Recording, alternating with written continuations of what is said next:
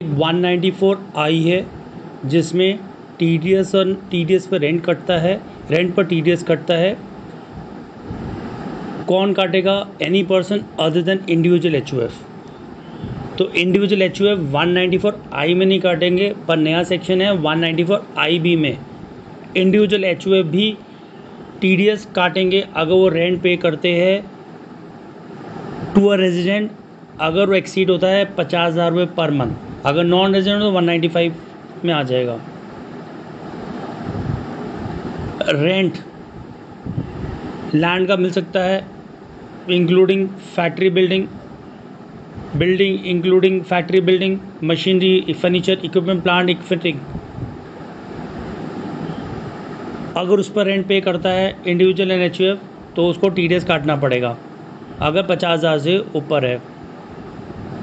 TDS हमेशा कटता है at the time of credit of rent.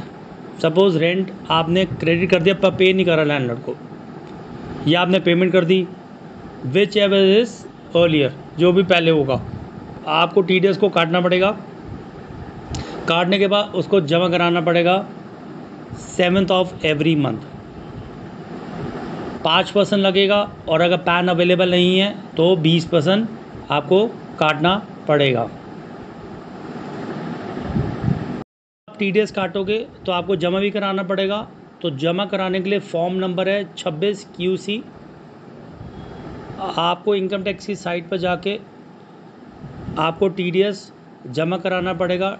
Form 26 QC, उसमें सारी डिटेल्स है, लैंडलॉर्ड, टेनेंट, सारी डिटेल्स उसमें भर के आपको टीडीएस जमा कराना पड़ेगा 7th of every month. Further आपको फॉर्म 16C भी इशू करना पड़ेगा लैंडलॉर्ड को जब आप टीडीएस का काटोगे। और अगर आप टीडीएस जमा नहीं कराते और लेट जमा कराते हो तो 1% पीनल इंटरेस्ट लगेगा for delay in deducting and depositing,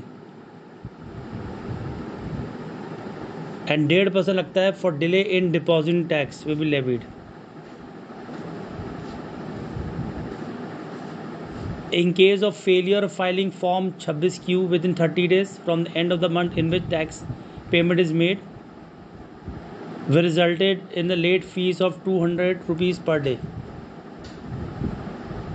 अब टीडीएस का क्या, टीडीएस पेमेंट क्या प्रोसीजर है? हम ओपन करेंगे URL लिंक www.tin-nsdl.com, फिर उसमें फॉर्म सेलेक्ट करेंगे 26 QC। उसके बाद जब वो खुल जाएगा फॉर्म, उसमें सारी डिटेल्स होगी, लैंडलॉर्ड, पैन नंबर उसका, और उसके बाद हम उसको पेमेंट कर देंगे।